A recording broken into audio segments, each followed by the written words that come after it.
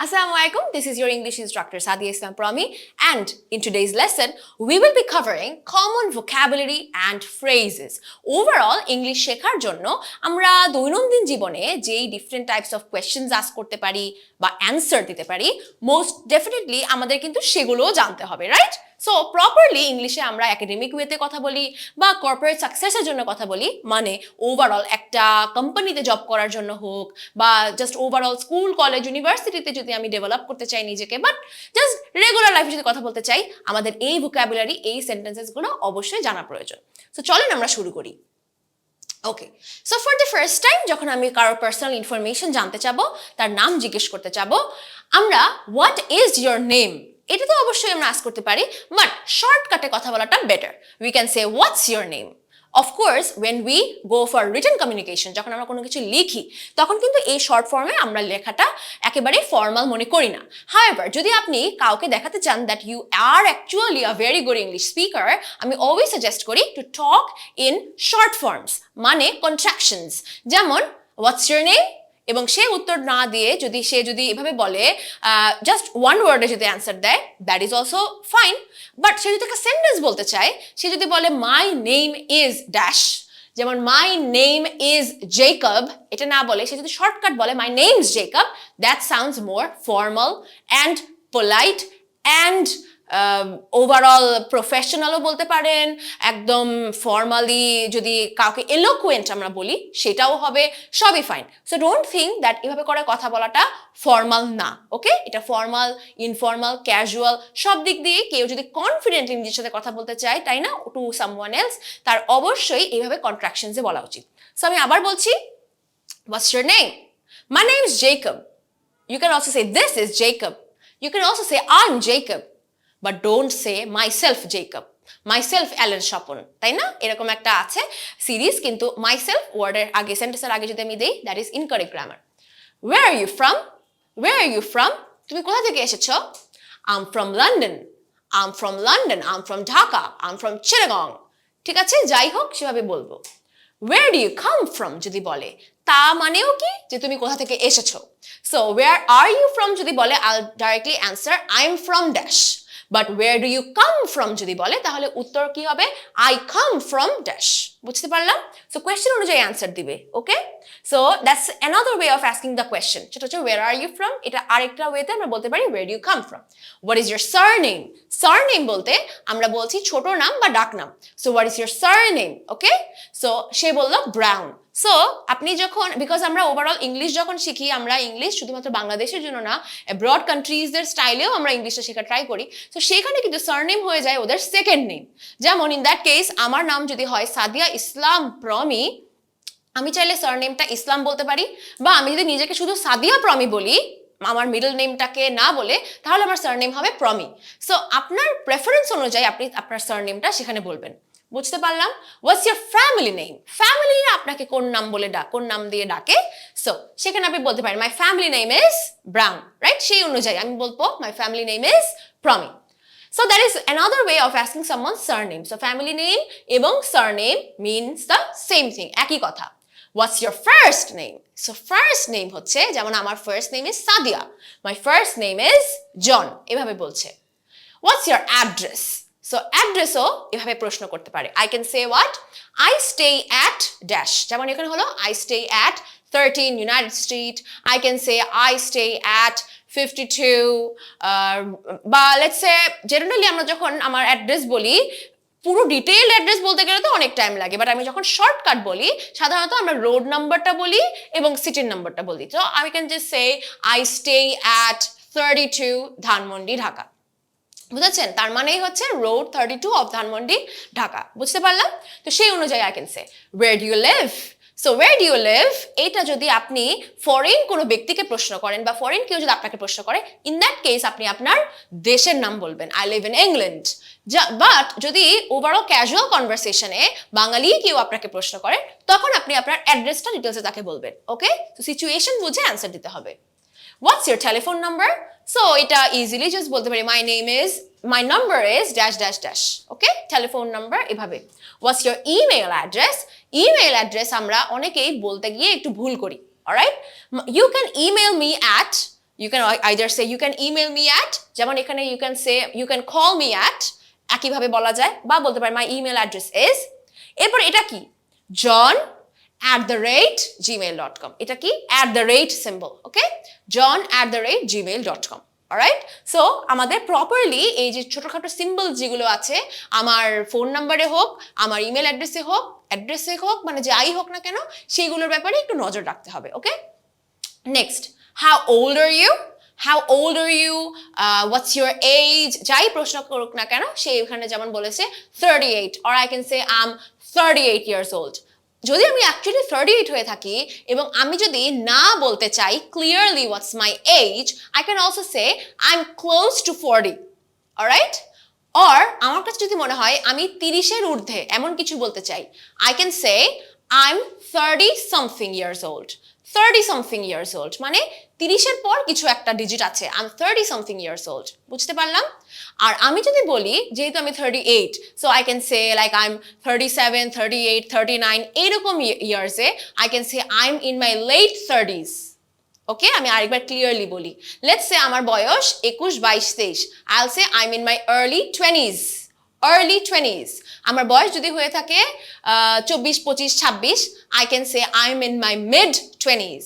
আমার যদি বয়স হয়ে থাকে 27, 28, 29, then I can say I am in my late 20s, alright. So সেই অনুযায়ী ইউ ক্যান অ্যান্সার।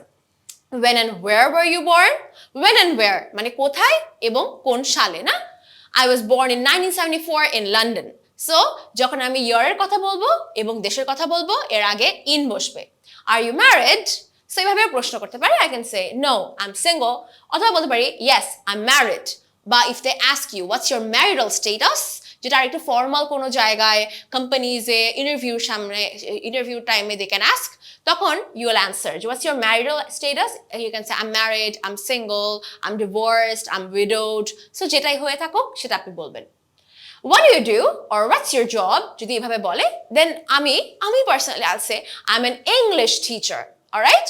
or আপনি যদি সেখানে ইনক্লুড করতে চান কোথাকার টিচার, ইউ ক্যান সে যেমন I teach English at the high school, I teach English at Interactive Cares, right? So এইরকম ভাবে চাইলে আপনার অকুপেশনটা বলতে পারেন। Where did you go? মাত্র কোথায় গিয়েছিলা? Where did you go?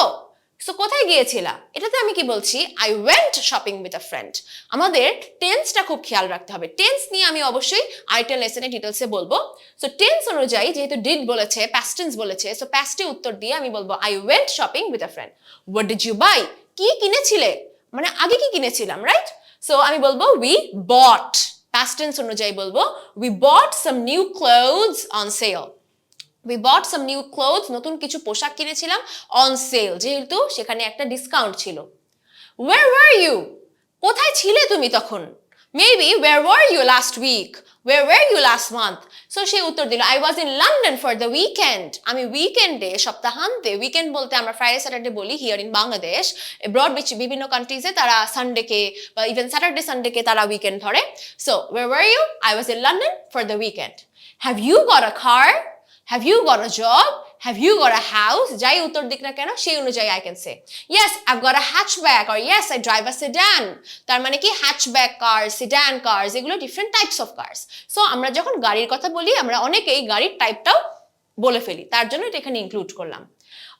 So hatchback কোনটা? হ্যাচব্যাক হচ্ছে এমনই একটা ডোর ব্যাক এন্ডে থাকে, মানে একেবারেই আমাদের এন্টায়ার গাড়ির পেছনে থাকে, যেটা ওভারঅল ওপেন করা যায় এবং ভেতরে অনেক কিছু লোড করা যায়, ঠিক আছে? আর সেডান কার হচ্ছে যেখানে 4টা ডোর আছে, সেখানে 4-5 মানুষ আছে এবং সেখানে রুফটা একেবারে ক্লোজড রুফ থাকে, যেটা আমরা সাধারণত দেখি সেডান কার্স রাস্তায়, তাই না? সেই অনুযায়ী আপনি উত্তর দিতে পারেন। Have you got a house? So আমি বলতে পারি no, I live in a flat. House বলতে আমরা বলছি পুরো বাড়িটা, এবং ফ্ল্যাট বলতে তো আমরা জানি অ্যাপার্টমেন্টের ভেতর যে ডিফারেন্ট তালা, মানে এক একটা ফ্লোরে যে ডিফারেন্ট বাসা থাকে, those are called flats, right? Have you got any children? কোনো সন্তান আছে কিনা? Yes, I've got 3 children, 2 boys and a daughter. Okay, so এভাবে করে আমরা চাইলে উচ্চারণ দিতে পারি। আর no, not yet. Have you got any চিলড্রেনে আমরা বলতে পারি no, not yet. Can you play tennis? So তুমি কি টেনিস খেলতে পারো? এই টেনিস এবং ব্যাডমিন্টন, বাংলাদেশে আমরা টেনিস ব্যাডমিন্টন দুটোকেই কাইন্ড অফ সেমই ধরি, বাট আপনি গুগল করে চাইলে দেখতে পারেন দুটোর মধ্যে খানিক ডিফারেন্সেস আছে। তো তা নিয়ে পরে বলি। So I can say yes I can play tennis. আর আপনি যদি নো বলতে চান এবং নো এর সাথে যদি বলতে চান যে আপনি কোন গেমটা খেলেন, কোন স্পোর্টটা খেলেন, you can also say no I play football. Okay, then can you speak English? তারা যদি প্রশ্ন করে, জেনারেলি একজন ফরেন ব্যক্তি আপনাকে সেটাই প্রশ্ন করবে, ক্যান ইউ স্পিক ইংলিশ? তখন I can say no I can't speak English. Alright, or এভাবে বলতে পারি, yes I can but I am not fluent, I am learning to speak English. হ্যাঁ আমি পারি, কিন্তু আমি এখনো একেবারে ফ্লুয়েন্ট হইনি যে গড়গড় করে সব ইংলিশ বুঝে ফেলবো বা শিখে ফেলবো বা শুনলে বুঝতে পারবো। রাইট, সো আমি এখনো শিখছি, I am learning to speak English, আমি এখনো শিখছি। ওকে, অ্যান্ড ইনশাআল্লাহ by the end of this entire course সবগুলো লেসন্স প্রপারলি শিখে ফেললে আপনিও কিন্তু হয়ে যেতে পারেন fluent. I hope so. Could you speak English when you were 5 years old? So আমরা অনেকেই এইভাবে প্রশ্ন করি যে একেবারে ছোটবেলা থেকেই কি আপনি ইংলিশে কথা বলতে পারেন কি না। Could you speak English when you were 5 years old? Yes, I could speak English when I was 5 years old. So এইভাবেও বলতে পারি। Or I can say no I couldn't. English is not my native language. মানে কি ছোটবেলা থেকেই কি তুমি ইংরেজিতে কথা বলতে পারো? আমি বলবো নো, পারতাম না, কারণ ইংরেজি আমার নেটিভ ল্যাঙ্গুয়েজ না, আমার মাতৃভাষা না। Bangla is my mother tongue. Alright, so এইভাবে করে আমি তখন উত্তর দিতে পারি। আচ্ছা, শপিং রিলেটেড কিছু কোয়েশ্চেন আমরা একটু যাই। সো ডেইলি কনভারসেশনে আপনি একটা জাস্ট দোকানে গিয়েছেন, আপনি কিছু কিনতে চান। সো তখন কিন্তু যেই দোকানের রিসেপশনিস্ট আছেন বা যিনি আপনাকে হেল্প করছেন, they will ask you how can I help you or may I help you? কিভাবে আপনাকে সাহায্য করতে পারি, কিংবা আমি কি আপনাকে সাহায্য করতে পারি? আমি সেখানে অ্যান্সার দিতে পারি ইয়েস, হ্যাঁ, I am looking for a sweater. I am looking for a sweater মানে আমি একটা সোয়েটার কিনতে চাচ্ছি। সো এটাতেই আমি বলছি কি I am looking for a sweater. আচ্ছা, no thanks I am just looking around. যদি আমি বলি যে না আমার তেমন একটা রাইট নাও লাগবে না, আমি জাস্ট একটু ঘুরে ঘুরে দেখছি কি কেনা যায়। ওকে, লেটস সে আপনার অ্যাকচুয়ালি কোনো একটা সোয়েটার বা কোনো একটা পোশাক ভালো লাগলো, আপনি তখন তার কাছে গিয়ে কি জিজ্ঞেস করবেন? বলবেন আমি কি এটা একটু পরে দেখতে পারি? So that is can I try it on? তারপর সে অবশ্যই বলবে sure, the changing rooms are over there. Changing rooms মানে যেই রুমে গিয়ে আপনি চাইলে আপনার পোশাক বদলে ট্রাই করে দেখতে পারেন। ট্রায়াল রুমসও বলে, চেঞ্জিং রুমসও বলে। ওকে, যদি আপনি পরে দেখেন যে প্রপার ফিট হচ্ছে না, আপনি চাইলে বলতে পারেন have you got something bigger? আরো বড় কোনো পোশাক আছে কি, বড় কোনো সাইজ আছে কি? অথবা have you got something smaller? অথবা have you got something in size dash, in size 40, in size 30, এভাবে বলতে পারেন। তারপরে তারা অ্যান্সার দিতে পারে সার্টেনলি মানে অবশ্যই, we've got larger sizes as well, এর থেকে আরো বড় সাইজও পোশাক আমাদের আছে। How much does it cost বা হাউ মাচ ইজ ইট? তারপর আপনি জিজ্ঞেস করলেন এটার দাম কত। How much does it cost মানে এটার কিনতে আমার খরচ কেমন হবে। হাউ মাচ ইজ ইট মানে এটার দাম কত। দুটোর মিনিং একই। সে বলতে পারে this shirt is for $50। So যদি আপনি বিদেশে যান অন্য কোনো দেশে, তার নিজের কারেন্সি অনুযায়ী কিন্তু আপনাকে প্রশ্ন করবে, তো সেই অনুযায়ী আপনার কারেন্সি সেই কারেন্সিতে কনভার্ট করে তারপর যেতে হবে, তাই না? How would you like to pay? কিভাবে আপনি সেইটার জন্য পে করবেন? আমরা অনেকেই আছে যারা কার্ডে পে করে, right? So they can ask you, I'll say I'd like to pay by cash. I'd like to pay by cash. Can I pay by credit card? আপনি চাইলে এইভাবে উত্তর দিতে প্রশ্ন করতে পারেন, পাল্টা প্রশ্ন, আমি কি ক্রেডিট কার্ডে পে করতে পারি? তারপরে বলতে পারে আবার once again certainly মানে অবশ্যই, we accept all the major cards, যেগুলো ফেমাস মেজর কার্ডস আছে, যেগুলো বেশিরভাগ সুপার স্টোরে ব্যবহার করে, আমরা সবগুলোই অ্যাকসেপ্ট করি, সবগুলোই গ্রহণ করি, সবগুলো দিয়ে পে করতে পারেন। আপনি যখন স্পেসিফিক কোনো কিছু প্রশ্ন করেন দোকানে, এই ওটা কি? So you can ask like this, what's that? সে উত্তর দিল it's a smart watch. Okay, time যখন প্রশ্ন করবেন তখন আপনি আস্ক করতে পারেন what time is it? কয়টা বাজে? সে উত্তর দিল it's 1 o'clock. ওকে, টাইম নিয়ে আমরা আরেকটা লেসনে ডিটেইলসে জানবো, বিকজ টাইম বলারও অনেক ডিফারেন্ট ওয়েজ আছে। তারপর মে আই ওপেন দ্য উইন্ডো? একটু কি জানালাটা খুলতে পারি? মে আই ওপেন দ্য উইন্ডো। যখনই আপনি এরকম কোনো পারমিশন নিয়ে আস্ক করবেন, মে দিয়ে বলাটা সব থেকে উত্তম। এটা আপনার অফিসিয়াল পারপাসে হোক, যে কোনো একটা অফিসে, স্কুল, ইউনিভার্সিটি, কলেজ, যেখানেই হোক না কেন, এভাবে it's a polite way of asking, right? So may দিয়ে, may I open the window. তারপর সে বলল certainly it's very hot in the office today. আজকে প্রচন্ড গরম অফিসে, সো অবশ্যই খুলতে পারেন, জানলাটা ওপেন করে দেন। দেন আপনি প্রশ্ন করতে পারেন, is there a bakery near here? আপনি হয়তো খুঁজছেন এই রাস্তার আশেপাশে কোথাও বেকারি পাওয়া যায় কিনা, কোথাও বেকারিতে আমি কুকিজ, বিস্কিটস বা কেক কিনতে চাই। Is there a bakery near here? Is there a hospital near here? Is there a restaurant near here?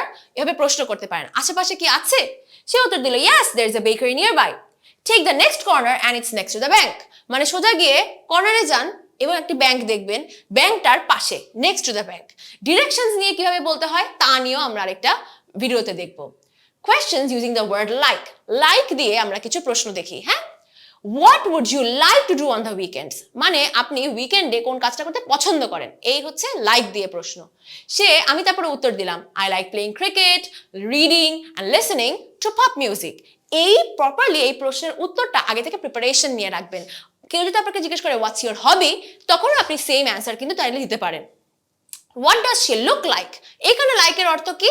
তাকে দেখতে কেমন লাগছে, রাইট? আর এই লাইক মানে পছন্দ। What does she look like? So আমি বলতে পারি she is tall and slim with blond hair. Blond hair মানে কি? Golden hair, right? তারপর what would you like to eat? এখানে আমি আবার পছন্দের কথা বলছি বা প্রেফারেন্সের কথা বলছি, যে কোনটা আপনি চুজ করছেন। What would you like to eat? কি খেতে চাচ্ছেন? I like a burger, chips and soda. এভাবে বার্গার বুঝেছি, চিপসও বুঝেছি, সোডা বলতে কোনো একটা ড্রিঙ্কের কথা বলছি, like Coca Cola, Pepsi, 7 up, Sprite, আমরা যাই বলি তাদেরকে আমরা বলি soda, any fizzy drinks. What is it like?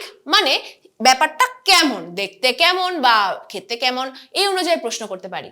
It's an interesting country, many things to see and do. So এইভাবে বলছি যে ব্যাপারটা কেমন।